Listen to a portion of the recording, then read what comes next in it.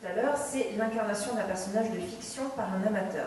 C'est-à-dire un personnage qui va préexister, qui va être issu d'une œuvre, que ce soit une bande dessinée, un jeu vidéo, un film, une série télévisée, ou même un roman.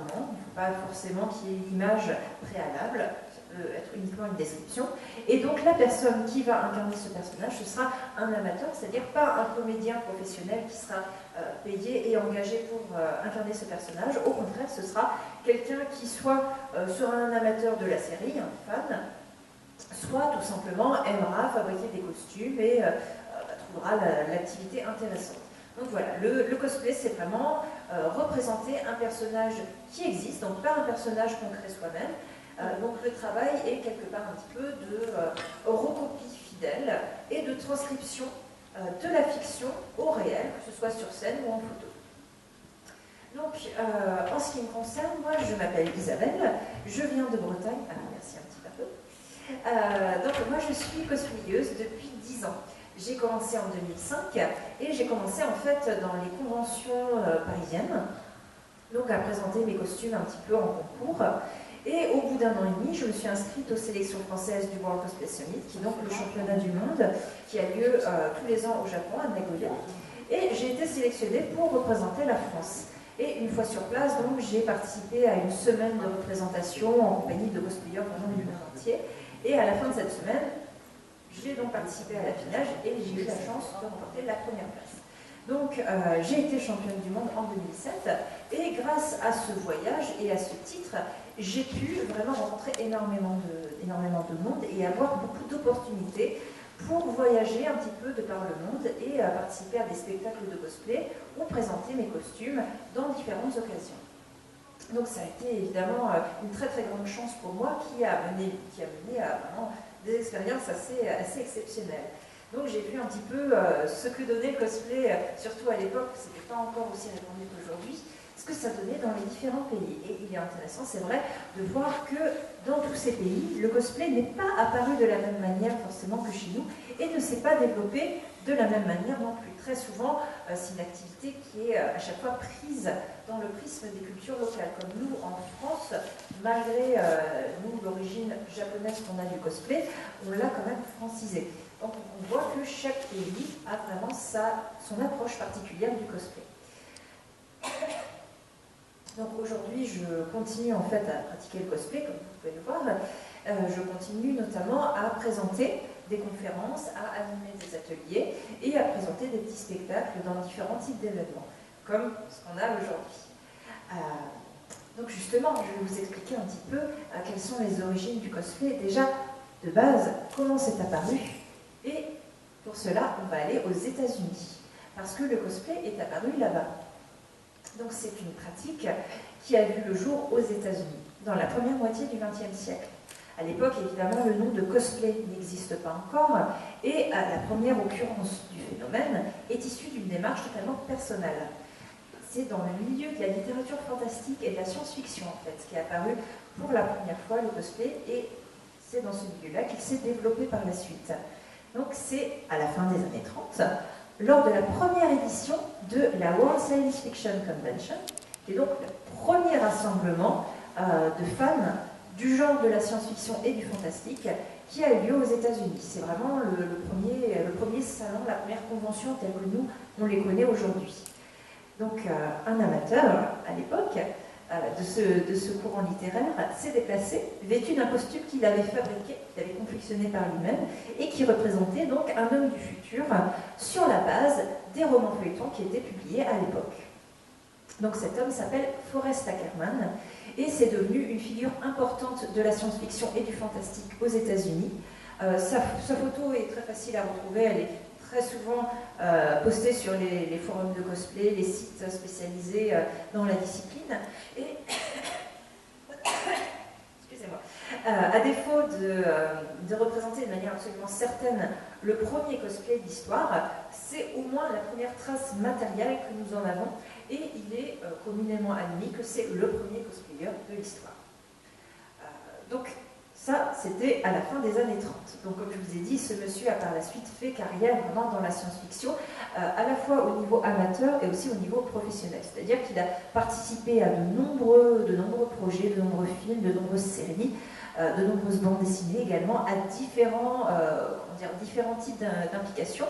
Il a été réalisateur, il a été acteur, il a travaillé dans les effets spéciaux, et il a fait tout un travail également de conservation donc des différents objets de tournage, des différents masques utilisés pour les acteurs.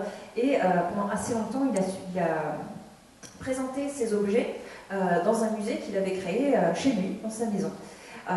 Donc malheureusement, cet homme est décédé il y a quelques années de cela, et dans son héritage n'est pas encore tout à fait bien déterminé. C'est-à-dire qu'on ne sait pas encore trop si ce musée va continuer, si tout ce patrimoine qu'il avait accumulé et qui avait trait à la science-fiction va continuer à être utilisé. Mais en tous les cas, c'est une personne qui a beaucoup influé sur le milieu de la science-fiction et la littérature fantastique aux États-Unis.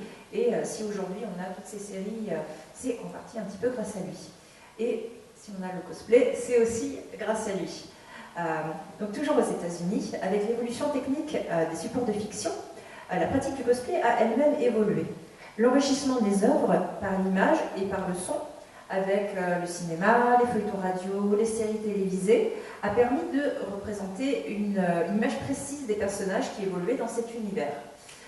Donc d'une description écrite qu'il fallait trouver à illustrer, on est passé à une image visuelle et sonore précise à reproduire. Donc, c'est-à-dire d'un travail purement d'illustration et d'imagination, on est passé plus à un travail de copie, comme ce qu'on a vu ce matin. En fait, on avait une image de base sur laquelle il fallait travailler et fabriquer un costume le plus approchant possible.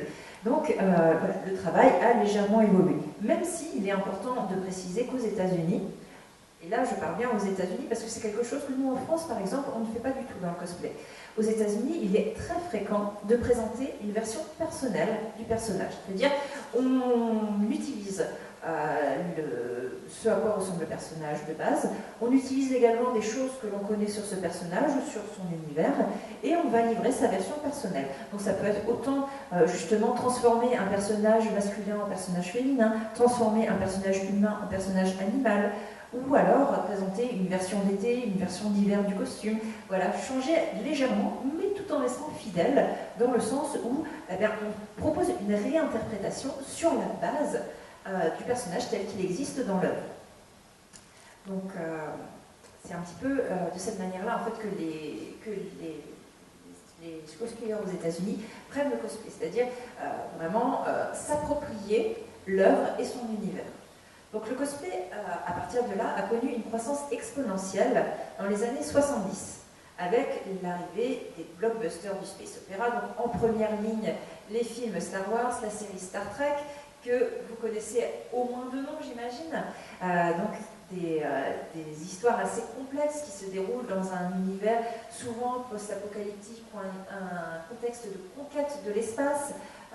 C'est des thèmes assez militarisés en fait, parce que très souvent ce sont différentes armées qui vont s'affronter dans un environnement qui, il est vrai, sera un petit peu fantaisiste, parce que très souvent ça se passe dans l'espace ou ça se passe dans un futur très éloigné. Mais on a toujours des personnages qui sont pris dans des rapports hiérarchiques les uns avec les autres et qui surtout sont en conflit avec d'autres personnages. Donc on est dans un univers assez complexe qui donne lieu à évidemment plein d'histoires. Donc ça c'est ce qu'on appelle le space opéra. Donc c'est dans on va dire dans ce milieu-là que le cosplay a vraiment connu une démocratisation où de plus en plus de cosplayers ont commencé à participer aux conventions. Donc, en même temps, vous avez eu d'autres pratiques de fans qui sont apparues en même temps. Vous avez eu le fanzine, par exemple, qui est un magazine, une espèce de revue périodique rédigée et éditée par les fans qui traite de l'œuvre ou de son univers, du fan art également, que nous, en France, on connaît bien dans les conventions. C'est vrai que le fanzine, on a eu un engouement pour ça au début des conventions françaises, mais maintenant c'est un petit peu retombé. Par contre, le fan art, si vous allez à Japan Expo, si vous allez dans des grandes conventions, vous trouverez plein de stands où des amateurs proposent leurs dessins Donc, des dessins réalisés par les fans qui mettent en scène les personnages ou l'univers de l'œuvre. Vous avez également la fanfiction. Donc ça, dans certains pays, vous allez trouver des recueils de fanfiction imprimés, reliés et vendus sur des stands dans des conventions. Nous, en France, on connaît plus ça par le biais de sites sur Internet spécialisés. Donc la fanfiction, qu'est-ce que c'est? C'est une histoire dérivée, de l'histoire originale, écrite par les fans. Vous avez également la fan musique, quelque chose qu'on connaît assez peu en France, qui sont des compositions musicales, soit reprises, soit inspirées de l'œuvre originale. Et enfin, le cosplay, qui est donc l'incarnation et la représentation matérielle du personnage, donc ce que vous avez pu présenter ou regarder ce matin sur scène. Donc voilà, c'est dans ce contexte-là en fait que les États-Unis ont forgé vraiment leur pratique du cosplay, et encore aujourd'hui, donc on est dans des grandes conventions, on va dire, qui vont porter sur la culture populaire. Donc pendant très très longtemps, ça a été sur la culture populaire des États-Unis, parce qu'elle est très riche, l'industrie du divertissement aux États-Unis est très très développée. Mais de plus en plus, on voit justement les œuvres japonaises et l'univers japonais représenté également dans les conventions américaines. Donc, on voit qu'aux États-Unis, cette pratique, notamment sur le cosplay, est vraiment par les fans, pour les fans. Et justement, aux États-Unis, dans ce contexte, les fans ont fini par devenir tellement importants et actifs qu'ils ont aujourd'hui encore en fait une influence assez notable sur l'évolution des personnages, des histoires, et même plus globalement sur l'exploitation des licences. C'est-à-dire que des fans vont pouvoir se mobiliser, signer des pétitions, et fort de ces signatures, proposer leur vision de l'œuvre aux ayants droit, aux éditeurs, aux réalisateurs, aux gens vraiment qui vont vraiment décider, aux décideurs vraiment de toutes ces histoires, notamment pour les séries télévisées, et faire pression pour avoir, donc alors ça peut aller de la production d'une saison supplémentaire dans une série à succès mais qui est déprogrammée faute d'audience ou pour différentes raisons. Si suffisamment de fans se mobilisent, et c'est quelque chose qu'on a pu constater pour plusieurs séries, si suffisamment de fans se mobilisent, vous allez avoir éventuellement la production d'épisodes supplémentaires. Pour citer comme exemple, vous avez eu, il y a déjà un petit peu de temps maintenant, la série Xena la guerrière, qui avait beaucoup de succès dans les années 90, qui a été prolongée plusieurs fois suite à l'insistance des fans. Plus récemment, une autre série emblématique de ce pouvoir qu'ont les fans aux États-Unis, c'est la série Véronica Mars, qui a été prolongée d'une saison à la demande des fans et qui, par la suite, a malgré tout dû s'arrêter et qui a été faite en film par la suite uniquement grâce aux fans qui s'étaient mobilisés sur Internet.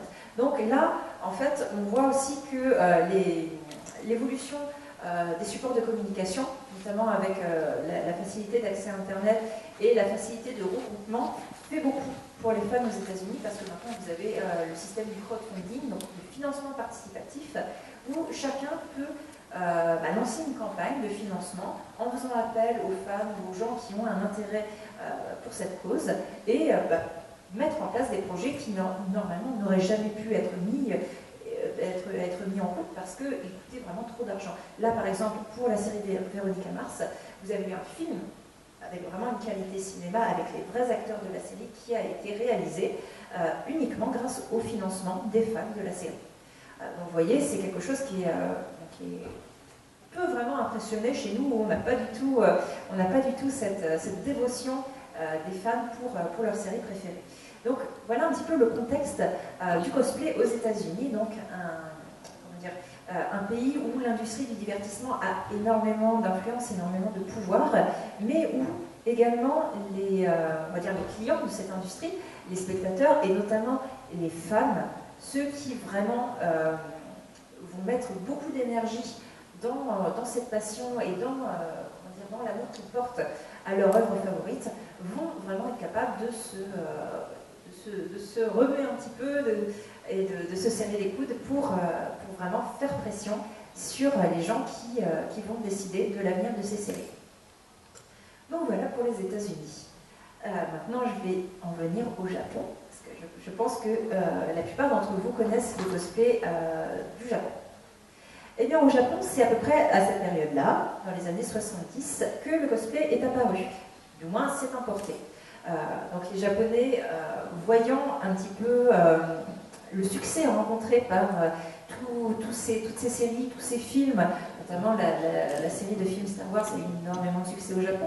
Donc le Japon, voyant tous ces nouveaux univers arrivés des États-Unis, ont évidemment eu envie de les réinterpréter à leur manière. Et c'est là qu'on a vu une émergence du space opéra japonais. Donc on peut citer en fait dans ce contexte la licence la plus connue et la plus dérivée encore à l'heure actuelle, qui est la série Gundam. Est-ce que certains d'entre vous connaissent ne serait-ce que l'univers Gundam? Alors, il y en a beaucoup au premier rang.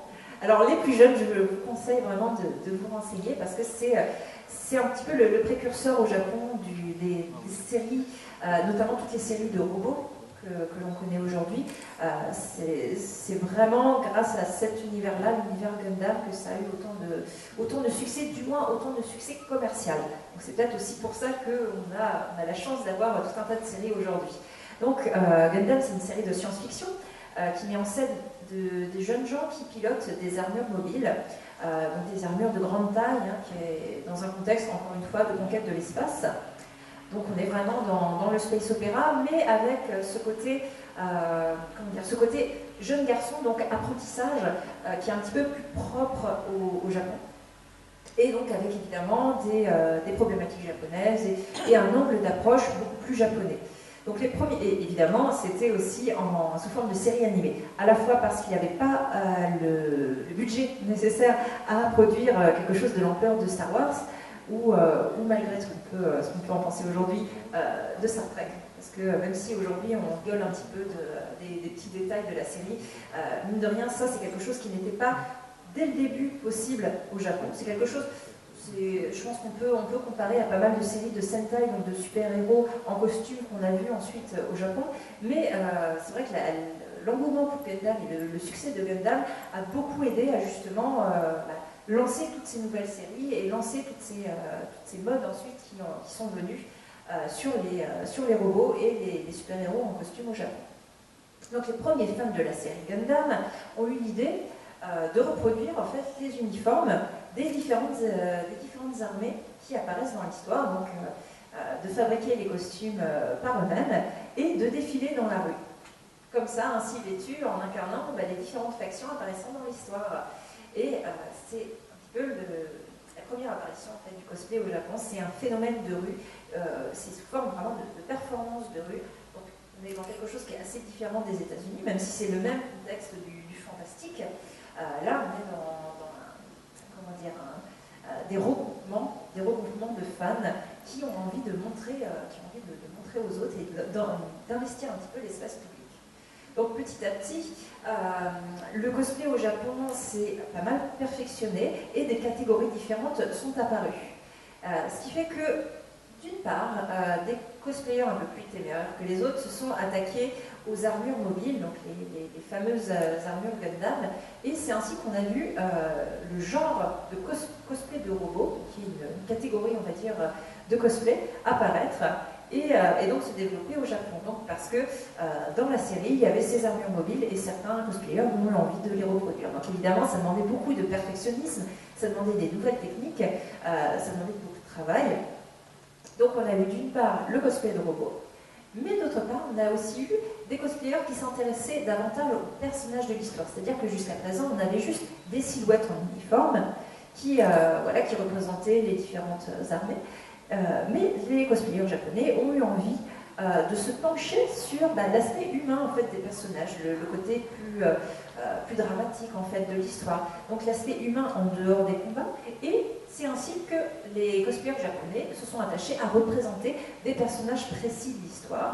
Et la notion justement de ressemblance physique, telle qu'on l'avait déjà aux États-Unis, est apparue également dans le cosplay japonais. Ce qui fait que vous aviez déjà là deux catégories bien distinctes de cosplay. Et en général, lorsqu'un cosplayer au Japon fait un type de cosplay, il reste toujours dans le même type. C'est-à-dire un cosplayer de robot, va pouvoir faire soit le même robot tout le temps, soit plein de robots différents, mais très rarement passera dans une autre catégorie. En général, c'est aussi très lié à la codification de la société japonaise et de la culture japonaise, mais en général, lorsqu'on a trouvé sa spécialité, on reste dedans, et donc vous avez vraiment des cosplayers japonais qui sont spécialisés chacun dans leur technique et dans leur type de personnage, voire même dans leur personnage qu'ils incarnent toujours de la même manière. Donc évidemment, vous avez aujourd'hui d'autres catégories de cosplay. Vous avez les dollars, par exemple, qui ont une combinaison intégrale et qui ont également un masque aux dimensions manga, en fait, avec une tête un petit peu plus grande, des grands yeux. Vous avez également des cosplayers qui vont faire des cosplays uniquement de personnages animaliers, donc avec un masque qui correspondra à la tête de l'animal, avec de la fourrure sur tout le corps. Vous avez tout un tas de catégories différentes de cosplay qui existent au Japon. Donc, évidemment, un petit peu comme ce qu'on a connu aux États-Unis, ce perfectionnement vraiment et puis cette personnalisation des cosplays a perduré parallèlement au développement de l'animation télévisée au Japon. C'est-à-dire que avec le succès des premières histoires, des premiers films, des premières séries, tout un tas de romans, tout un tas de pièces de théâtre, de légendes ont été reprises et adaptées en manga et en animé. Donc pareil, tout un tas de mangas qui sortaient uniquement sur papier ont été adaptés en animé. Donc c'est vraiment, là c'est vraiment le développement de la télévision au Japon aussi. Et l'animation s'est développée en même temps. Donc évidemment, on avait plein de nouveaux titres, plein de nouvelles histoires, donc plein de nouveaux personnages. Ce qui fait que de plus en plus de personnages ont été accessibles aux cosplayers japonais et ont été repris. Ce qui fait que ça a vraiment été un mouvement qui a eu de plus en plus d'ampleur et qui a été de plus en plus visible. Et c'est à cette époque, en fait, que le terme de cosplay a été inventé et a été attaché à cette pratique. Donc le terme de cosplay, c'est un mot valise entre costume et play. Donc c'est une pratique qui est très courante dans la langue japonaise, de prendre le début de deux mots pour en fabriquer un autre. Et donc c'est au Japon que ce terme a été fabriqué.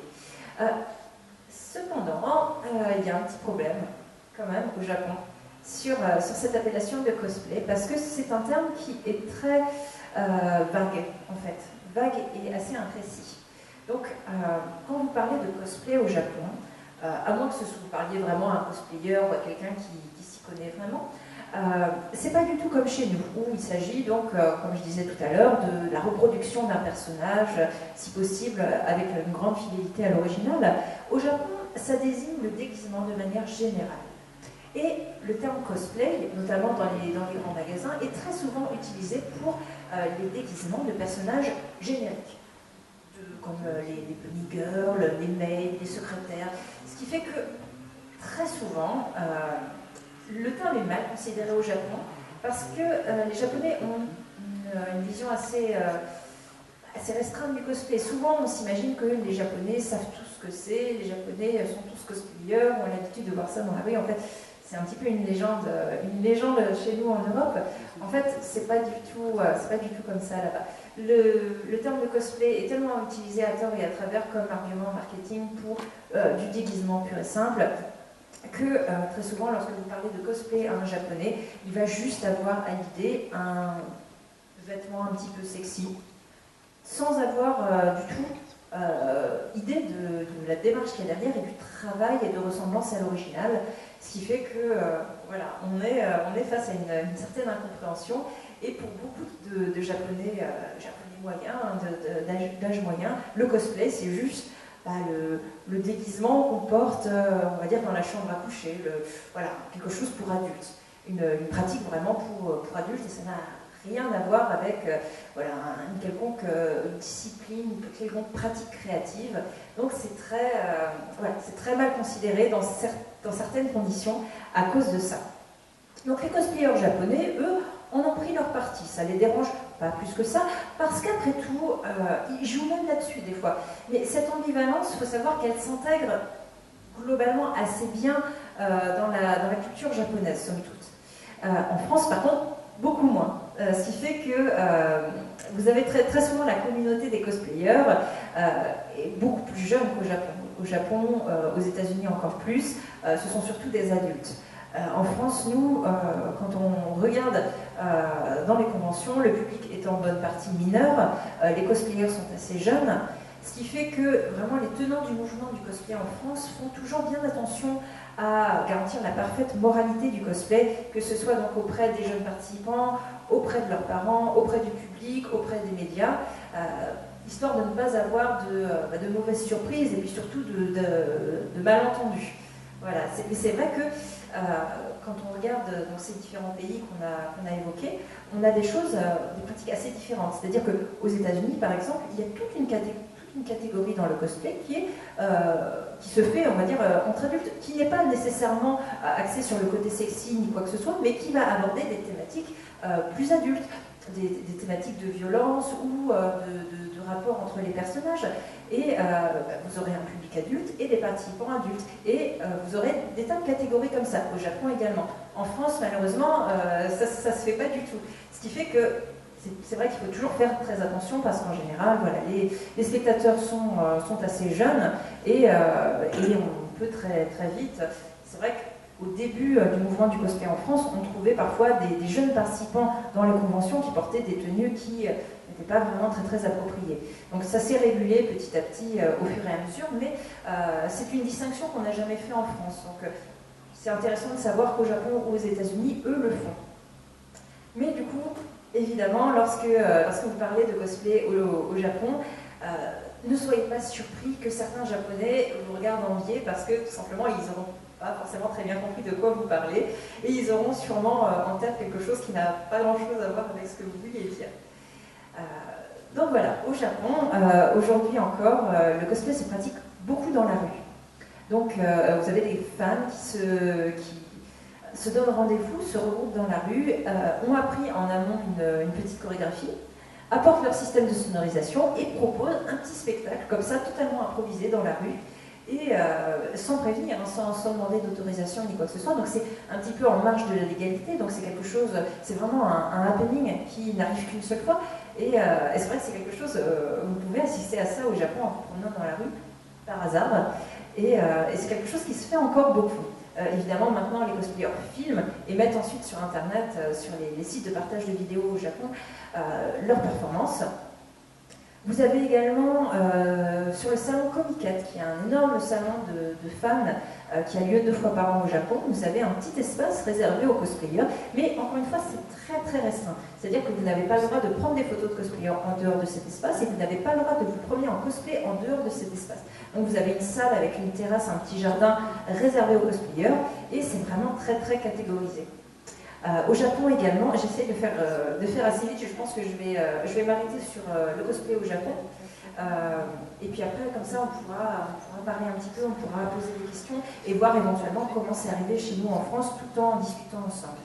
Donc sinon, à part ça au Japon, vous avez également beaucoup de cosplayers qui font partager leurs costumes sous la forme de photobooks.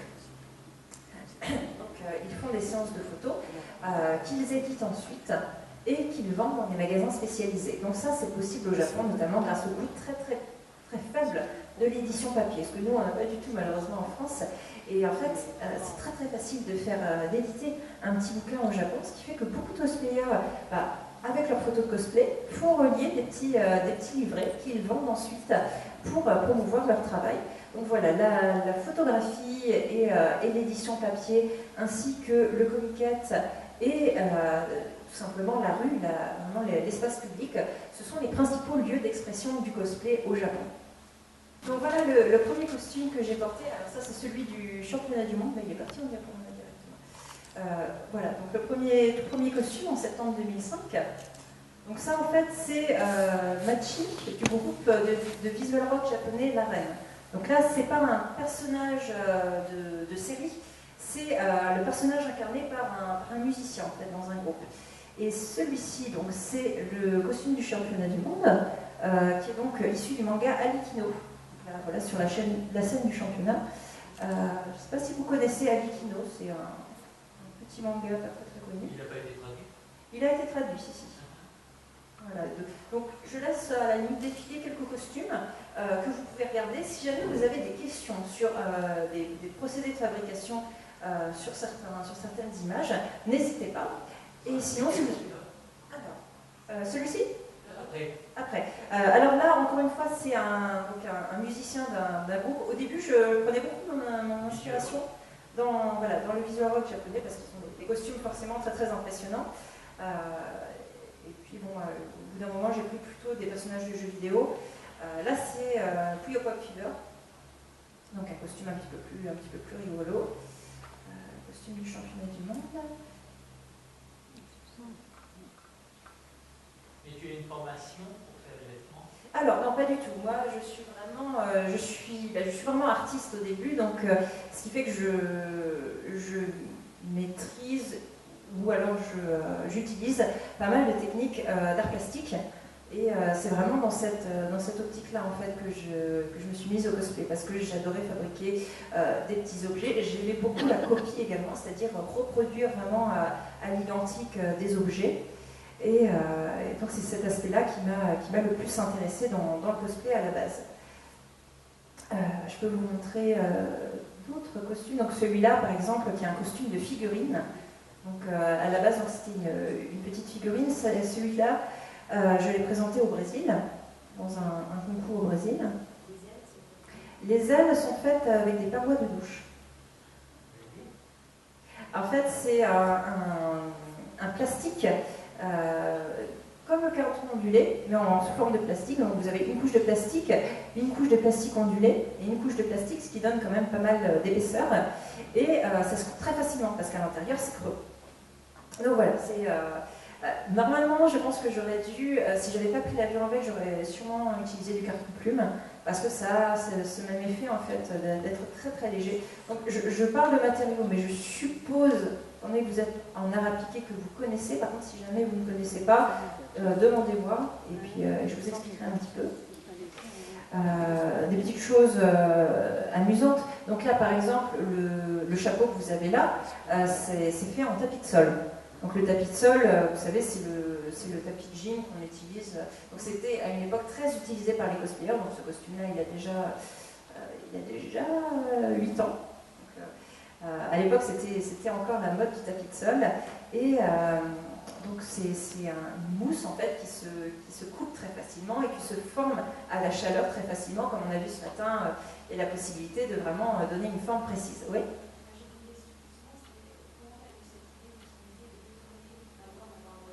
Ouais. Disons que c'était déjà des choses que je faisais dans les autres activités avant. Maintenant, c'est vrai que j'aime beaucoup dans le cosplay cette idée de récupération et de regarder autour de soi quels sont les objets qui vont présenter des similarités, que ce soit au niveau de la forme, de la couleur, de la texture, et de les on va dire, réutiliser, mais en dehors de leur utilité prédestinée, les détourner un petit peu. Là, par exemple, malheureusement, je n'ai pas de bonne photo de ce costume. Donc, vous avez un sceptre qui est fait avec le manche à balai de la femme de ménage de mon immeuble à l'époque, qui le cherche encore maintenant. Tout autour, là, c'est du tapis de sol, peint à la peinture brillante pour donner un effet cuir. Là, vous avez des cornes. Si vous arrivez bien à voir, la photo n'est pas terrible malheureusement. Ces cornes-là ont été faites avec des garde-boue de vélo. En fait, c'était des cornes qui avaient une forme vraiment particulière, plate sur le dessus, avec des peintures, et qui avaient vraiment un angle très particulier. Et la chose à laquelle ça m'a fait tout de suite penser, ce sont des garde-boue. Donc j'ai réutilisé des garde-boue en les fixant sur une tige, elle-même fixée à une planche dans mon dos, parce que vous avez 8 paires d'ailes derrière, donc évidemment, il fallait les faire tenir. Donc voilà, pas hésiter à réutiliser des petits objets du quotidien. Donc ça, c'est une manière de travailler. Après, il y a des cosplayers qui aiment bien tout refaire par eux-mêmes. C'est vraiment un choix que vous pouvez faire. Là, par exemple, j'ai utilisé une planche de bois pour l'éventail, au lieu de faire un vrai éventail, tout simplement parce que l'éventail avait des proportions assez impressionnantes. Justement sur ce même costume, Donc j'avais jamais cousu à l'époque, jamais, je l'ai fait en 3 semaines, donc j'ai très peu de temps pour apprendre à faire. Donc en fait, si vous voyez, vous avez un espèce de col là qui est assez rigide, et je ne savais absolument pas comment le refabriquer. Je vais vous le montrer en plus grand, hein, voilà. En fait, j'ai pris un tricorne, vous voyez, un chapeau tricorne dans un magasin de farce et attrape, et je ne savais pas coudre, hein, donc j'ai collé par-dessus du tissu. Donc j'ai coupé le tricorne en deux. Vous voyez encore la forme du tricorne triangulaire là. Donc je l'ai coupé en deux dans ce sens-là, et j'ai tout simplement écarté pour pouvoir faire presser ma tête en plein milieu. Et par la suite, j'ai recouvert de tissu. Et je l'ai intégré dans le reste de la robe. Donc voilà, ça a été vraiment du bricolage. Là, pareil, c'était, je crois, le couvercle d'un petit boîtier d'écouteurs, avec pile la forme qu'il fallait, pile la taille qu'il fallait. Ça devait pendre d'une boule de Noël. Donc c'était vraiment du bricolage. Et c'est vrai qu'on peut obtenir de très bons résultats uniquement grâce à de la récupération. Donc ça, pareil, c'est une feuille de palmier séchée, la collerette que vous avez derrière, qui a vraiment fait illusion pendant tout le concours. Donc voilà, ça c'est mon deuxième costume. C'est des costumes qui ont déjà un certain âge. Alors, non, je n'utilise pas de Worbla. Disons qu'il y a plusieurs nouvelles techniques ces dernières années qui sont apparues en cosplay, qui toutes sont accompagnées de tutoriels assez poussés sur Internet. Donc c'est assez pratique en fait.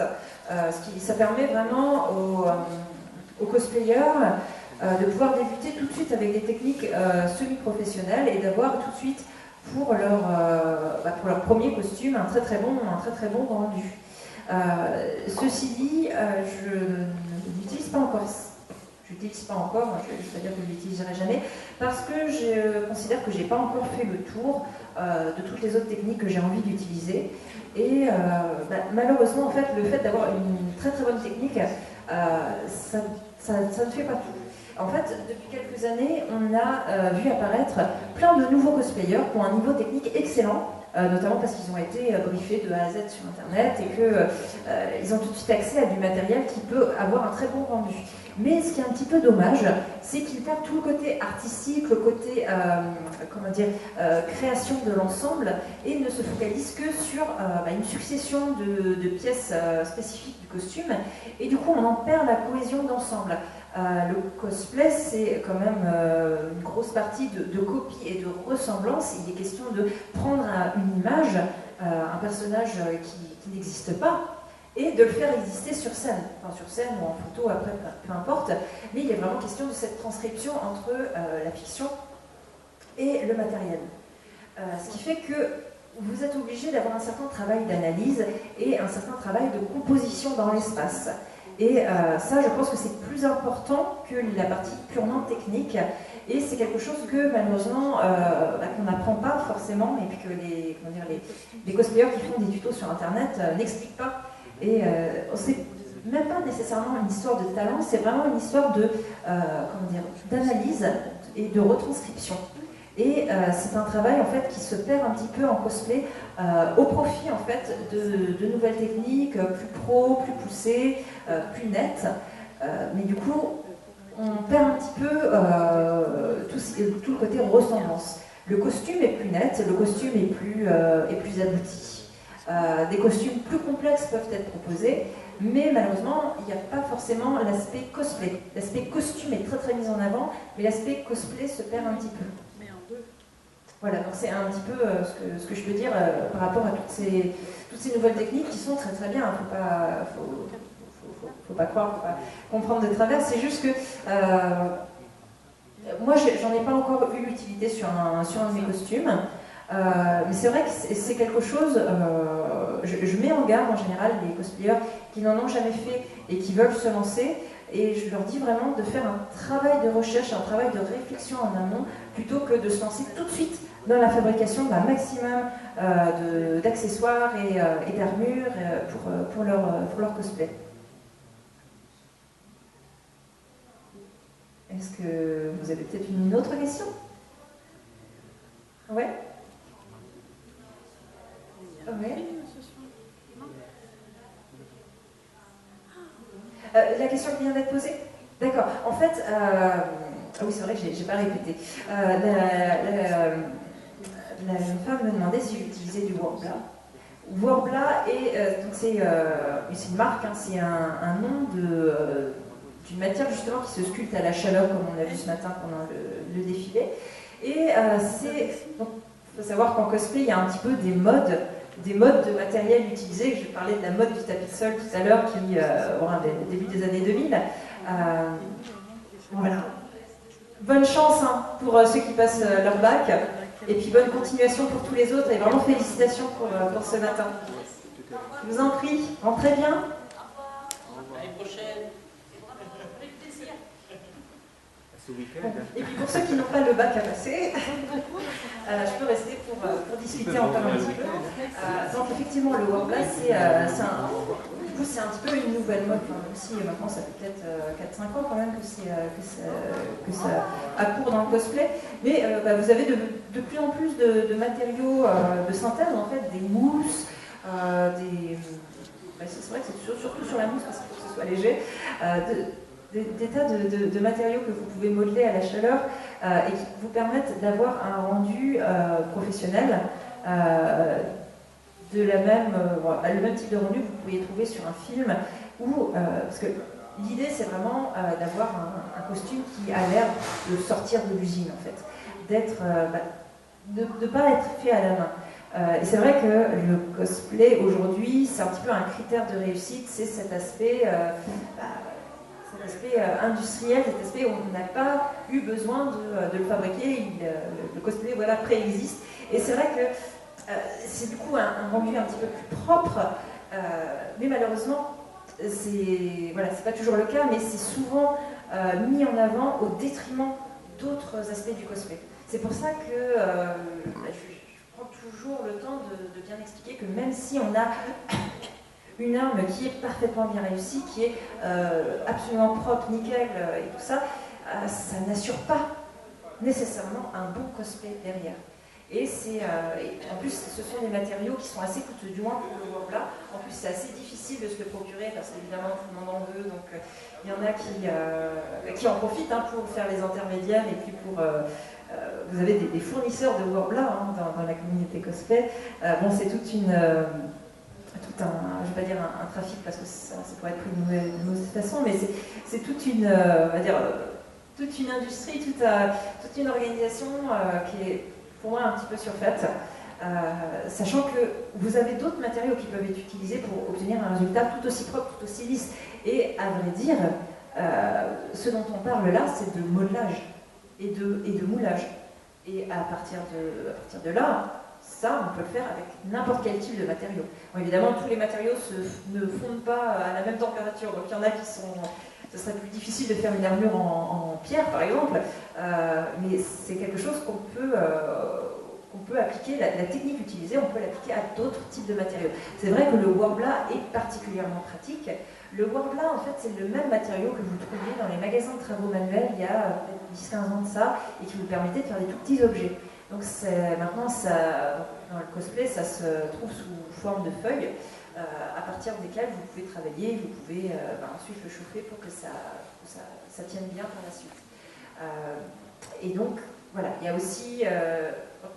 c'est un petit peu dommage parce que du coup, on a aussi une séparation entre les cosplayers qui peuvent se permettre, que ce soit au niveau financier, au niveau de la commande, parce qu'il y a des disponibilités.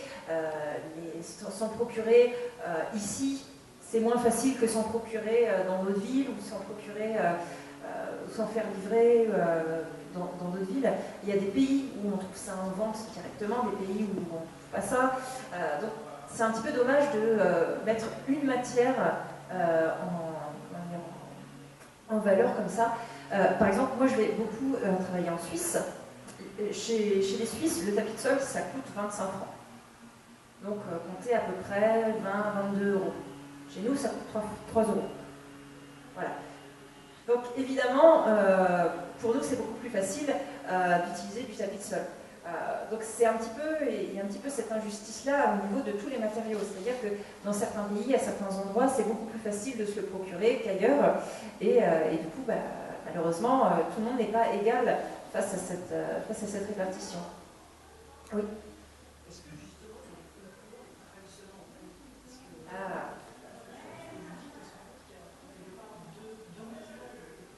Alors, il y a, on va dire, il y a pas mal de mouvements différents dans le cosplay, mais pour ce qui est de la réalisation purement technique et du choix des matériaux, il y a deux écoles. La première, c'est la récupération, et moi c'est de là que je viens.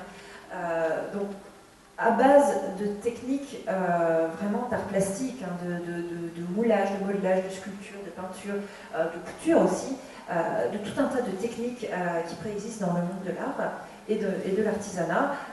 On va regarder autour de soi et voir comment on peut exploiter ce que l'on trouve. Donc ça peut être des éléments naturels, comme ce que j'ai montré avec la feuille de palmier, là. Ça peut être des éléments naturels, voilà, des feuilles, des plumes, des morceaux de plantes. Ça peut aussi être des choses totalement industrielles, comme je vous ai montré avec les garde-boue. J'avais fait, au Brésil, j'avais fait une prestation scénique avec des éléments qui étaient actionnés par du matériel de chantier. Donc, voilà, on peut récupérer, donc que ce soit d'ailleurs au niveau du costume qu'au niveau de la prestation, on peut récupérer tout un tas de choses. Et bon, après, c'est peut-être aussi un côté écolo, j'en sais rien. Ça peut peut-être être vu comme ça aussi, parce que moi, j'ai pas envie, d'acheter. Donc que ce soit, c'est même pas une histoire de dépenser mon argent, c'est de récupérer quelque chose de supplémentaire alors que j'ai déjà accès à ce dont j'ai besoin. Moi, c'est vraiment pas, je suis pas professionnelle des effets spéciaux, donc j'ai pas nécessairement besoin d'avoir un résultat professionnel, ou j'ai pas besoin, d'un point de vue plus financier, d'utiliser le budget du film de manière à conserver mon budget sur le film suivant. Enfin, j'ai pas ces problèmes-là qui sont des problématiques professionnelles. Donc dans le cosplay, c'est vrai que c'est l'avantage où on peut choisir vraiment la façon dont on le fait. Donc j'ai pas ces critères-là quant au choix de mes matériaux. Donc je peux vraiment me permettre de faire comme j'en ai envie. Et moi, ce qui m'intéresse vraiment, c'est de partir de ce que j'ai sous la main, ou ce que j'ai autour de moi, ou ce que je vais rencontrer dans mes voyages, dans mes rencontres. Par exemple, quelqu'un qui a un bout de paquet cadeau avec une petite forme intéressante, je vais lui dire, tiens, est-ce que tu gardes ça, ou est-ce que je peux l'utiliser. Voilà, je préfère fonctionner comme ça sous forme de rencontre, en fait, de rencontre avec des matériaux, de rencontre avec des objets, et quelque part les faire vivre. Ce qui fait que chacun de mes costumes a toujours toute une histoire, et chaque petit élément, je peux raconter vraiment d'où il vient et comment il a été fait. Et je ne sais pas si je peux vous montrer. J'ai par exemple, c'est une jolie image. Voilà. Là, par exemple, ce que vous avez au bout, c'est une espèce de petite pointe de pyramide à base ronde, mais qui est courbe. Et ça, en fait, voilà, ça c'est le sommet d'un bouchon de bouteille d'Evian Collector. Je ne sais pas si vous voyez la bouteille en forme de goutte, donc qu'on m'avait offerte, que j'ai découpée et que j'avais utilisée ici. Et de ce côté-là, vous avez une espèce de forme de petit gobelet, une forme très très particulière. Et de la même manière, j'ai regardé autour de moi, et ce que j'ai trouvé le plus approchant, en fait, c'était le gobelet dans lequel on m'avait servi du saké sur le vol de retour après le World of Specialist, en revenant du Japon.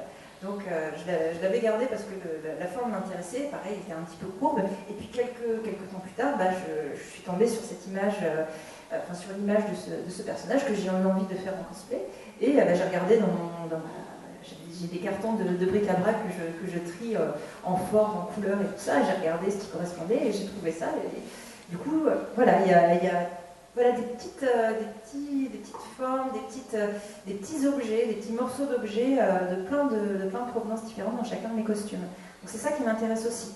C'est vraiment de faire du cosplay une activité complète en fait, en termes d'expérience, en termes de technique, en termes ce que je vais présenter sur scène aussi, parce que là, on n'a pas eu le temps, aujourd'hui, les lycéens n'ont pas eu le temps de proposer des prestations scéniques, mais normalement, en France, le cosplay se fait sous forme de prestations scéniques. C'est pas le cas dans tous les pays, hein, mais nous, on a cette chance-là d'avoir un petit temps d'expression sur scène, où on peut proposer un sketch, une parodie, un petit peu ce qu'on veut. Mais voilà, dans tous ces aspects-là du cosplay, j'aime bien avoir la liberté et puis vraiment pouvoir m'exprimer. Mais ça, encore une fois, c'est, on va dire ça un peu en cliché, mais c'est mon côté artiste. Moi, j'ai besoin, voilà, j'utilise le cosplay comme support d'expression artistique. Ce qui peut paraître un petit peu étonnant, parce que c'est vrai qu'on se dit, bah, le cosplay c'est de la copie, donc il n'y a pas vraiment de création. Non, non, c'est très... Tout ce qui est reproduction, surtout qu'à la base la chose n'existe pas, il faut beaucoup de créativité pour le faire réellement exister. Donc là, c'est dommage, on n'a plus que 2 cosplayers pour nous parler de ça, mais les cosplayers se rendent bien compte que c'est pas juste, il n'y a pas un mode d'emploi, hein, c'est pas juste, on applique un ensemble d'instructions comme une recette de cuisine et puis on obtient le costume. Ouais. Ça dépend. Ça dépend des concours. C'est un petit peu le problème. Les concours, surtout les concours européens maintenant, s'attachent beaucoup trop à l'aspect costume. Parce que pour eux, le cosplay, c'est du costume. C'est la ressemblance du costume et c'est la perfection technique du costume. Et malheureusement, ils vont préférer avoir un magnifique vêtement qui ressemble parfaitement à l'original, parfaitement fait, avec les accessoires parfaitement faits, plutôt qu'une représentation réelle du personnage. Plutôt que le personnage qui émerge sur scène et qui, hop, existe d'un coup, une espèce de petit moment magique. En fait, ce qu'on connaît en tant que comédien, c'est ce travail-là qui va bien au-delà du jeu de scène.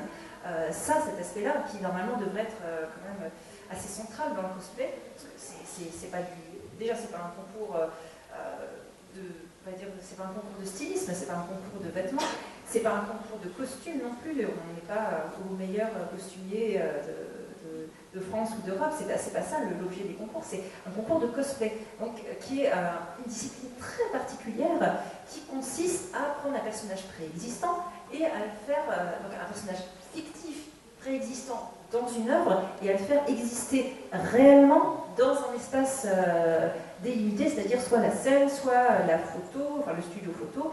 Donc c'est vraiment très très précis. Et malheureusement, on a très très peu de critères qui s'attachent vraiment à représenter cette particularité de la discipline du cosplay. Et c'est... Oui, c'est pas nécessairement très bien défini. Et puis c'est pas, comment dire, c'est pas forcément un dialogue, c'est pas forcément une discussion qu'on a envie d'avoir sur le cosplay en France, malheureusement. Parce que c'est compliqué, forcément, et puis les gens préfèrent rester sur l'aspect costume et l'aspect couture. Par exemple, une manifestation comme Japan Expo, on peut dire qu'elle fixe un peu les règles, vu son importance. Pas vraiment, non. Il y a, mine de rien, le niveau de concours de cosplay en concours à Japan Expo n'est pas si élevé que ça. Si on prend le tout, c'est-à-dire que tous ou bien la plupart des on va dire, grands cosplayers vont y être, mais ce sont des très grands concours où il y a énormément de participants. Donc parmi tous ces participants, il va y avoir énormément de cosplayers relativement novices qui vont monter sur scène pour la première fois. Tout simplement parce que la seule convention qu'ils fassent dans l'année, c'est Japan Expo, parce que c'est la plus grande. Donc, il ne faut pas s'attendre, lorsqu'on assiste au cosplay à Japan Expo, il ne faut pas s'attendre à avoir un défilé de cosplayers hors du commun. Il va y en avoir, mais pas que. Donc, on ne peut pas forcément dire que Japan Expo fixe les règles. Ce qui a lieu un petit peu maintenant, c'est les règles sont plutôt fixées par les concours. C'est plus en termes de concours qu'en termes de manifestations. Donc les grands concours européens qui ont lieu depuis plusieurs années, ça va être aussi les cosplayers, on va dire leaders d'opinion. Et ça, il y en a de plus en plus en France. Avant, ça n'existait pas du tout. Avant, c'était une petite communauté, surtout sur Paris. Et maintenant, en fait, il y a vraiment une scène de cosplayers qui vraiment essayent de prendre la parole et de représenter la communauté. Donc c'est davantage eux en fait qui vont mener le mouvement.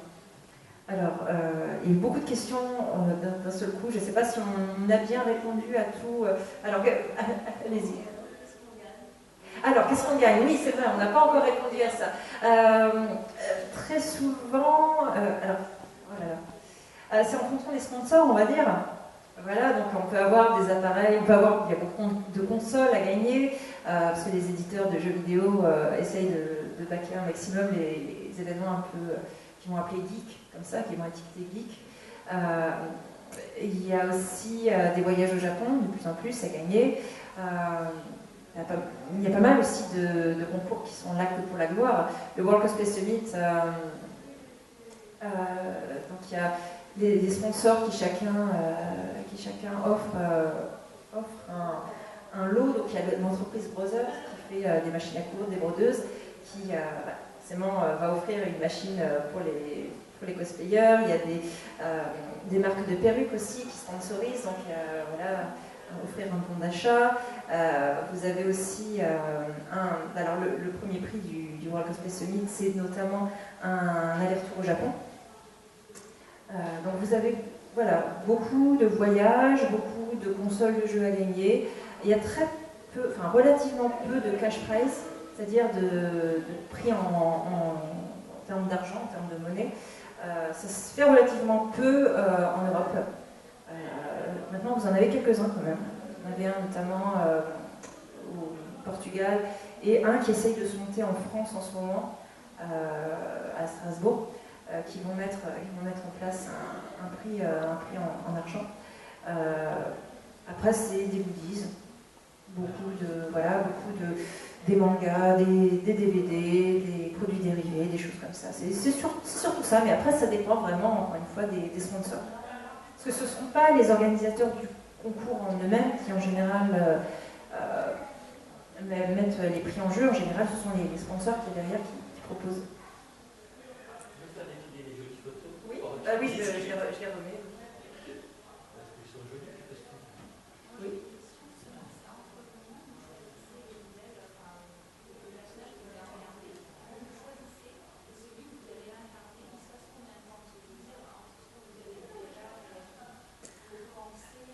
Oui, alors ça a été exponentiel en fait, ça peut paraître un peu étrange, mais vous voyez, tous les premiers cosplays que j'ai faits, je les ai faits en 2-3 semaines, même encore au championnat du monde, hein, c'est une histoire de 3 semaines pour la première version et 5 semaines pour la deuxième, parce qu'il y a très peu de temps entre la sélection et puis le concours.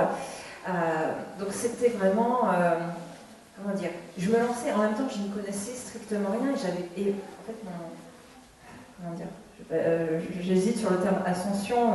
Mon début de carrière a été vraiment fulgurant, parce qu'au bout de quelques mois, voilà, j'ai été parachutée championne du monde. Donc j'avais pas prévu. À la base, je faisais ça juste voilà, par curiosité pour tenter quelque chose de nouveau. Et tout de suite, ça a très très bien marché. Donc j'ai continué. Et c'était pas forcément facile parce que moi j'étais toute jeune et j'habitais en Bretagne et à chaque fois je me déplaçais sur Paris, donc c'était tout un voyage à organiser aussi. Mais à chaque fois je gagnais des concours. Donc en fait tous les concours que j'ai fait avant le World Cosplay Summit, je les ai gagnés. Enfin, soit je vais arriver à la première place, deuxième, troisième quelques fois parce que parfois je présentais deux costumes en même temps, donc c'était un peu compliqué. Donc ça allait très très vite. Et j'ai pas forcément compris ce qui m'arrivait. Et comme beaucoup d'artistes qui rencontrent le succès très rapidement, très jeunes, j'ai pas du tout su comment me placer par rapport à ça, et j'ai eu un sentiment d'illégitimité assez fort pendant assez longtemps, parce que j'avais l'impression de gagner des choses et d'avoir des opportunités exceptionnelles, et de ne rien faire de rien faire pour ça, de pas spécialement travailler, parce que 3 semaines, ça a beau être 3 semaines intensives, une fois qu'on descend de scène, on ne sait plus, enfin, on s'en souvient même plus des 3 semaines en question. Ce qui fait que j'ai pas eu conscience du travail que je faisais. Et très rapidement, je me suis retrouvée dans l'idée où je ne savais plus du tout quoi faire avec. C'est pour ça en fait que j'ai arrêté aussi les concours après le World Cosplay Summit, parce que ça n'avait plus vraiment de sens pour moi de le faire. Et on va dire, depuis, j'ai eu cette apothéose, on va dire, et depuis, c'est une sorte de construction, même pas de reconstruction, c'est une sorte de construction, en fait, de ma carrière de cosplayeuse et de mon approche du cosplay. Parce que j'ai tout fait et tout vu au début d'une traite, et j'ai pas eu le temps de me poser, d'avoir du recul, parce qu'en plus j'étais en plein dans mes études, j'étais à la fac, j'avais mon activité de calligraphe, j'ai commencé, j'avais à peine 19 ans, j'étais championne du monde à 20 ans, et puis en France à l'époque c'était pas médiatisé du tout, il n'y avait personne pour nous encadrer, il y a toujours plus ou moins personne pour nous encadrer, mais il n'y avait pas de grosses assos, qui vraiment prenaient le temps prenait en charge les cosplayers. Moi j'étais vraiment, j'étais seule lâchée là-dedans. Et il n'y avait pas de couverture médiatique, il n'y avait pas d'espace d'expression. La première interview que j'ai faite, c'était un an plus tard en France. Alors que, en fait, j'ai appris à... C'est assez marrant parce que j'ai appris à exprimer toutes les émotions liées à la victoire, liées à toutes ces choses très très fortes. J'ai appris à les exprimer en anglais, pour commencer. Et vous voyez, aujourd'hui, je suis assez à l'aise pour en parler, pour présenter des conférences, mais c'est des choses que j'ai appris à faire en anglais avant de les faire en français. Tellement, à l'époque, en France, il n'y avait strictement aucun espace d'expression. Ce qui fait que ça a été assez difficile, en fait, de gérer tout ça au début. Et en fait, ma méthode, on va dire, ma méthodologie du cosplay, je l'ai construite au fur et à mesure après. Et donc, à l'époque, c'était une histoire de 2-3 semaines. Mais vraiment, j'allais droit au but, mais c'était totalement désordonné, c'était de la survie, et mine de rien, c'est assez éprouvant psychologiquement de tenir à ce rythme-là. Et du coup, moi, j'ai plus du tout envie de ça maintenant que je suis un peu plus vieille. Donc, je suis beaucoup plus organisée. Mais pour définir cette méthode sans me renier, parce que j'étais quand même à l'aise avec ce que je faisais et j'avais pas envie, tout ce que je vous ai expliqué sur mon approche personnelle du cosplay, avec toute cette réutilisation d'objets, et puis ce sens que je veux donner, parce que voilà, pour moi, c'est un ensemble, et ça, autant que ce soit... Comment dire, je présente vraiment quelque chose de complet sur scène. Donc tout ça, je voulais rester là-dedans, je voulais rester fidèle à la façon dont je le ressentais. Mais je ne savais absolument pas comment le mettre en œuvre, en fait, comment le faire. Donc je me suis renseignée, il commençait à y avoir des cosplayers à l'étranger qui parlaient un petit peu plus. J'ai rencontré, je ne sais pas si vous connaissez Yaya Anne, qui est... j'ai entendu, oui, qui est une cosplayeuse qui aujourd'hui est très, très, très célèbre, que j'ai rencontrée en 2008, avec qui j'ai pu échanger un petit peu c'était en Angleterre. Et d'autres, Georgia Vecchini, c'est plus vraiment notre génération de cosplay, je ne sais pas si vous connaissez Georgia. Donc ça, c'était des gros cosplayers italiens à l'époque, mais bon, qui aujourd'hui sont peut-être un peu plus...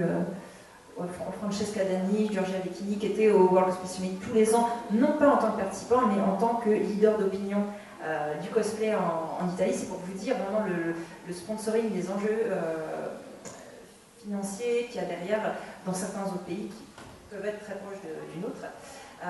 Donc tous ces cosplayers-là, je les ai rencontrés, donc j'ai vu comment eux faisaient, et il a commencé, mine de rien, à y avoir un petit peu de vidéos sur Internet, parce que YouTube existait déjà à l'époque, même si ça n'avait pas l'ampleur que ça a maintenant, parce que les contenus n'étaient pas rémunérés, mais il y en avait quand même un petit peu. Donc je me suis renseignée, et j'ai essayé d'appliquer, j'ai essayé d'être un bon cosplayer. Parce que, voilà, moi je me disais, bon, je ne fais pas bien les choses parce que c'est complètement désordonné, et ce serait bien que je fasse honneur à mon titre et que je devienne enfin une vraie cosplayeuse. Et du coup, j'ai essayé d'appliquer des techniques dont on me parlait, dont j'entendais parler. J'ai essayé d'appliquer même des attitudes par rapport au cosplay que je rencontrais et qui avaient l'air d'être celles qui avaient le plus de succès et qui faisait que les cosplayers avaient l'air heureux et épanouis. Et bon, ça n'a pas vraiment marché. Et donc j'ai fait une petite pause, peut-être entre 2009-2010 et il y a quelques années où j'ai recommencé. une petite pause où pendant ce temps-là, je me suis beaucoup plus penchée sur la calligraphie, que j'ai vraiment, là, à l'époque, je venais de finir mes études, donc j'ai commencé à travailler un petit peu, je me suis concentrée sur la calligraphie, j'ai eu énormément de demandes et même, à vrai dire, de succès dans la peinture et la calligraphie, et ce qui fait que j'ai été tout de suite prise là-dedans et j'ai continué voilà, ma pratique artistique en me centrant là-dessus. Tout en restant en lien avec le cosplay, étant donné que j'intervenais très souvent en tant que jurée, en conférencière, pour parler de mes expériences dans les différents pays et tout ça. Ce qui fait que c'est un peu à ce moment-là en fait, que je me suis définie ma place et ma perception du cosplay, et le fait d'en parler en public, le fait de rencontrer d'autres cosplayers et de voir aussi l'évolution au fil des années, parce que mine de rien à cette époque-là, ça faisait déjà 5 ans que j'en faisais, ça m'a aidé en fait à moi me trouver une place par rapport à ce que je faisais et du coup me redéfinir en tant que cosplayeuse.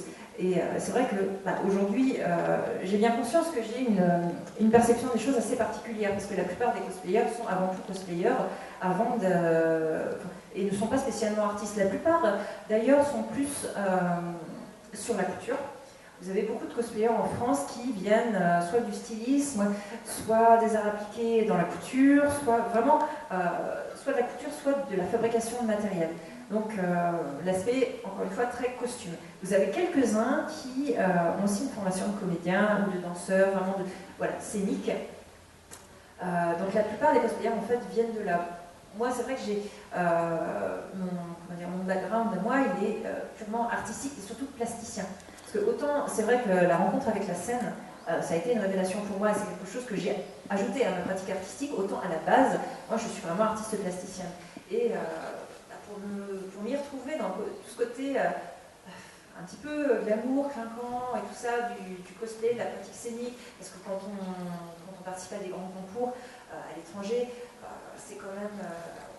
on est invité, on est promené dans les rues, on est photographié en permanence, on est interviewé à la télé, on passe à la radio, on est logé dans un 4 étoiles, on a énormément de représentations à faire, donc c'est quelque chose qui est très lourd et dans lequel on peut se perdre facilement. Donc moi, j'arrivais pas à trouver ma place là-dedans. Je sais que j'ai eu beaucoup de mal et c'est difficile à gérer. Et ça, ce que je vous dis, c'est un peu le cas de plein d'artistes qui ont du succès et qui ensuite pètent un peu les plombs pendant quelques années. Ça, on en entend toujours beaucoup parler. Et je ne sais pas si le grand public comprend bien ce qui se passe dans leur tête et à quel point c'est difficile de gérer ça, mais en tous les cas, c'est quelque chose qui demande beaucoup de mise au point avec soi-même. Et du coup, moi, je me suis retrouvée là-dedans et je ne voulais pas me perdre totalement. Et c'est pour ça que j'ai vraiment pris mon temps, mais j'ai fini par assumer en fait le fait que depuis le départ, j'étais pas du tout une cosplayeuse, je peux pas vous donner de clichés, donc je vais pas décrire ce que je voulais décrire, mais voilà, j'ai pas forcément la même approche que la plupart des cosplayers. Surtout la plupart des cosplayers étrangers et européens. Et je ne me retrouve pas forcément dans ce qu'ils disent. Et je ne me retrouve pas forcément dans ce qu'ils font. Notamment lorsqu'on est tous à l'hôtel, à l'étranger, et qu'on participe soit à un spectacle, soit à un concours. Je sais qu'il y a des choses, moi, qui ne me touchent absolument pas, qui, eux... voilà. Et du coup, c'est tellement facile, un petit peu comme à l'école, de se dire ouais, mais moi, je suis la seule à ne pas être cool, je ne suis pas avec les autres, je suis différente et tout ça. On s'en fiche. En fait, on vient tous vers le cosplay pour des raisons différentes. Bon, c'est vrai qu'il y a certaines raisons qui se ressemblent, certains types d'attitudes qui se ressemblent, mais on peut tous s'apporter quelque chose.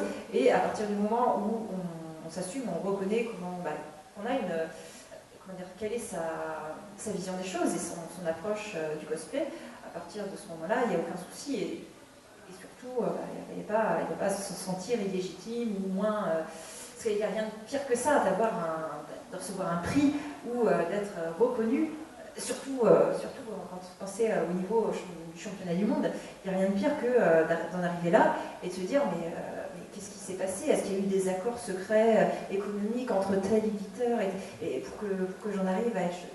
Et pas se dire à un seul moment, mais en fait, non, c'est juste parce que j'ai présenté quelque chose de bien, mon costume il était bien, ma presta elle était bien, et du coup j'ai gagné. Et bon, peut-être qu'il y a des petites raisons annexes, mais faut bien comprendre que la raison principale, c'est quand même ça. Même s'il y a enfin, voilà, même s'il y a plein de trucs derrière, quelqu'un qui arrive et qui fait une presta renversante avec un costume nickel, bah, il aura toujours du succès. Il aura toujours, il sera toujours, si ce n'est premier, il sera toujours très très bien classé. Mais reconnaître qu'on a du talent alors qu'on ne s'inscrit pas dans la même approche que les autres autour de soi, c'est pas forcément évident. Et du coup, c'est pour ça que moi, ça me fait plaisir aussi de parler de ma vision des choses, parce que je sais que je ne suis pas la seule à l'avoir. Je rencontre d'autres cosplayers qui ont la même approche que la mienne, ou des approches totalement différentes de ce qu'on voit d'habitude. Et c'est très intéressant. Et ce serait bien d'en parler un petit peu plus. Oui, alors il y a plein d'autres questions. Vous avez pas mal d'événements en Italie où on a des défilés dans la rue, ou des séances de photos dans la rue, des scènes même qui se passent dans la rue.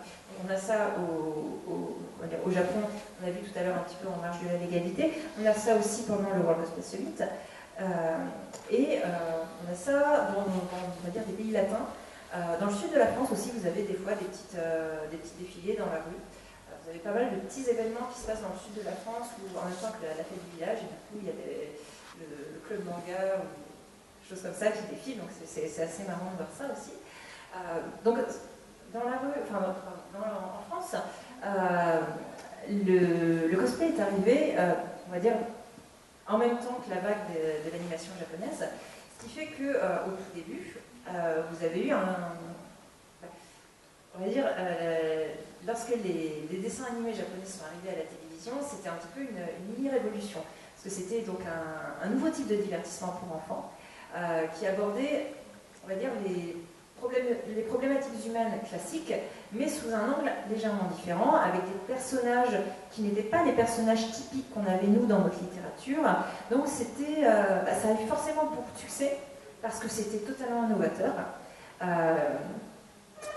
Mais donc ça a eu ses détracteurs aussi, parce que malheureusement on ne faisait pas passer que des choses pour enfants en France, on passait aussi des choses pour adultes et adolescents, ce qui fait que la cible était pas la bonne, et très vite on s'est rendu compte que c'était trop violent et c'était trop mature, tout simplement pour les enfants. Donc ça a eu aussi une mauvaise image à cause de ça, mais de manière générale ça interpellait, parce que c'était novateur.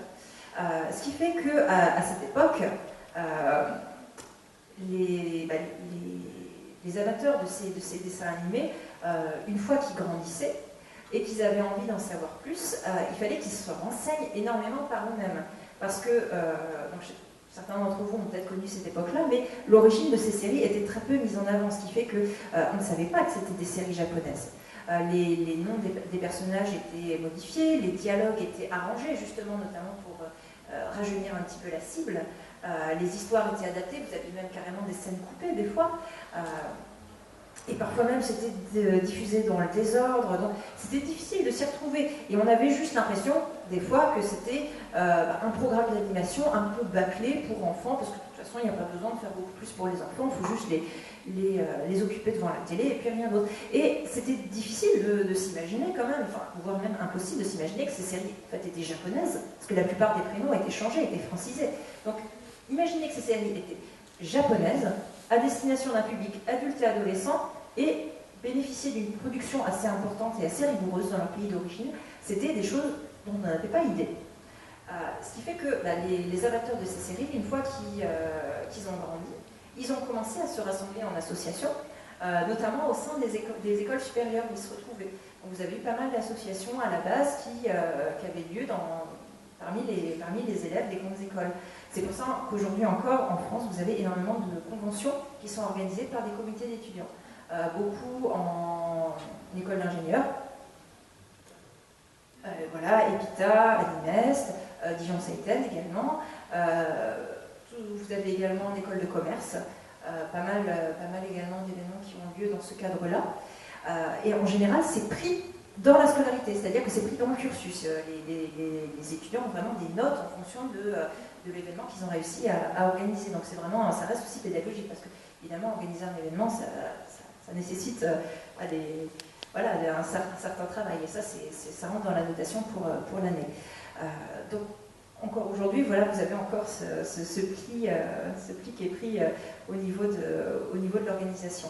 Donc, ces amateurs ont dû se rassembler, fouiller vraiment au niveau des chaînes pour retrouver l'origine, se renseigner, importer du contenu du Japon, apprendre le japonais, voyager au Japon pour ramener eux-mêmes les informations. Donc c'est une génération de femmes qui a été très active au début. Contrairement à ce que nous on a maintenant, où on a tout clé en main sur Internet, voilà, tout est pré-mâché. Les nouveaux cosplayers, les nouveaux fans de manga, voilà, ils ont juste qu'à faire une recherche sur un moteur de recherche et puis ils ont accès à tout directement. Au contraire, dans les années 80 et 90, les fans étaient extrêmement actifs. Et c'est comme ça qu'on a eu les premières conventions. Et au sein de ces conventions, étant donné que les organisateurs étaient vraiment à l'affût de tout ce qui se passait parmi les fans japonais, on a très vite vu apparaître du cosplay. Donc c'est vrai qu'à la base, c'était vraiment... c'était rassembler des pièces de tissu, rassembler des vêtements pour ressembler à peu près, c'était vraiment du bricolage. On peignait directement voilà, les motifs sur les vêtements.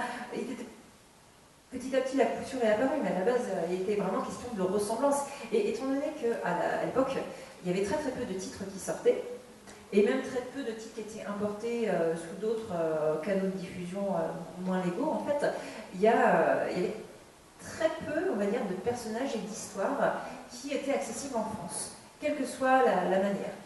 Ce qui fait que lorsqu'on incarnait un personnage, lorsqu'on présentait un cosplay, le cosplay était tout de suite reconnu. Et on avait tout de suite tout le référentiel qui venait. Ce qui fait qu'il y avait une très forte communion entre le cosplayer et le public, parce que tout le monde savait de quoi il s'agissait, et tout le monde comprenait la moindre petite blague, la moindre petite référence. Donc c'était vraiment une ambiance très particulière. Et le cosplay a eu beaucoup de succès dès le départ.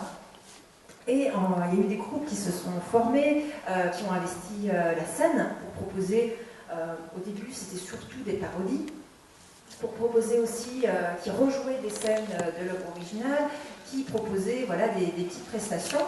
Et très vite, il y a eu des concours qui ont été mis en place pour départager les participants. Ce qui fait que le cosplay est apparu un petit peu comme ça en France, donc sous forme de concours, sous forme de prestations scéniques.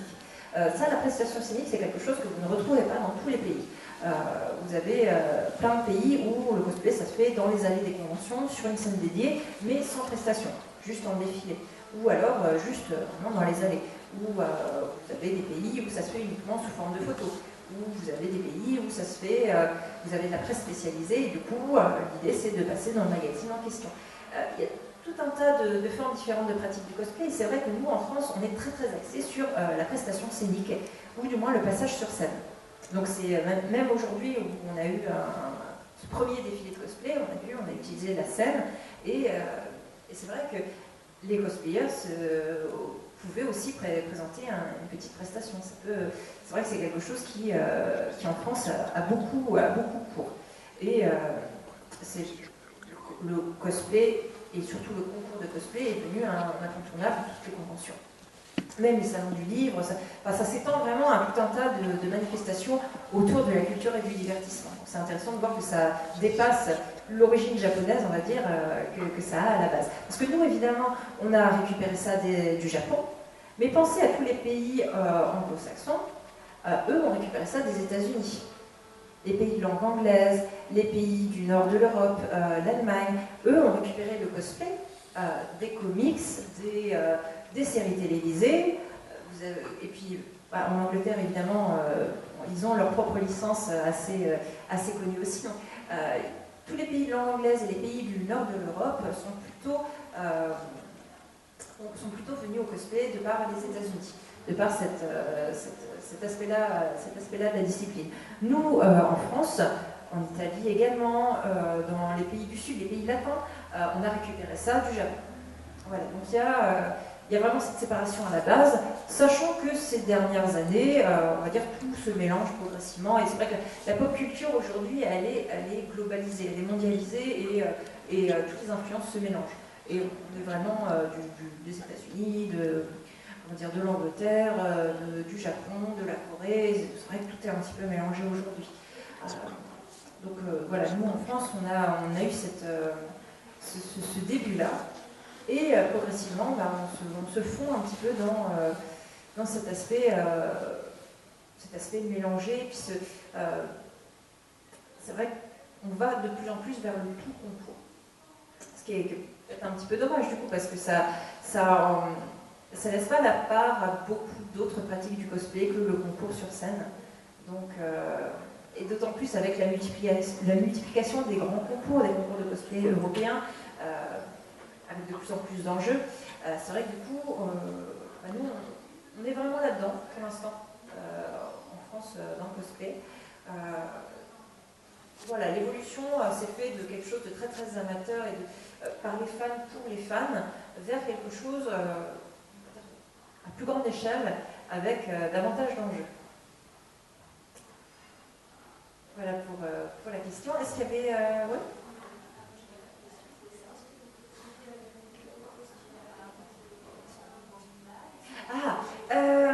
Ils sont... Oui, voilà, c'est quelque chose c'est comme ça. Ils sont rangés en fait dans des boîtes, costume par costume en fait, avec des grandes boîtes, avec les accessoires, avec la coiffure, la perruque, parfois le maquillage, si c'est vraiment un maquillage particulier. Voilà, je les conserve. Oui, alors justement, il y a un peu un principe du cosplay en France qui fait qu'on porte qu'une seule fois son costume, notamment parce que la plupart des cosplayers français font du cosplay pour les concours, et du coup, quand on a gagné un concours avec un costume, c'est pas forcément très bien vu, et c'est pas forcément très correct non plus de représenter le même costume à un autre concours pour regagner. Voilà, c'est vrai qu'il y a cet aspect-là. Donc, en général, on ne porte qu'une seule fois. On porte quelques fois pour faire des séances de photos et puis c'est tout. Moi, étant donné que je suis pas du tout dans le système des concours, j'ai tendance, oui, à les réutiliser, à les utiliser. En fait, je les utilise en fonction des endroits où je vais. Donc là, c'était le Dora avec les murs du Moyen-Âge et tout ça. Donc j'ai quelque chose d'assez médiéval.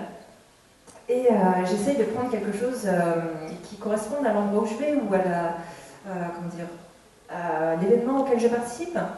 Mais sinon, oui, je les réutilise, je les fais vivre, justement. Derrière chacun de mes costumes, au-delà de l'histoire qu'il peut y avoir dans sa création, il y a aussi l'histoire qu'il peut y avoir dans tous les endroits où je les ai emmenés. Il y a des costumes qui ont voyagé sur plusieurs continents.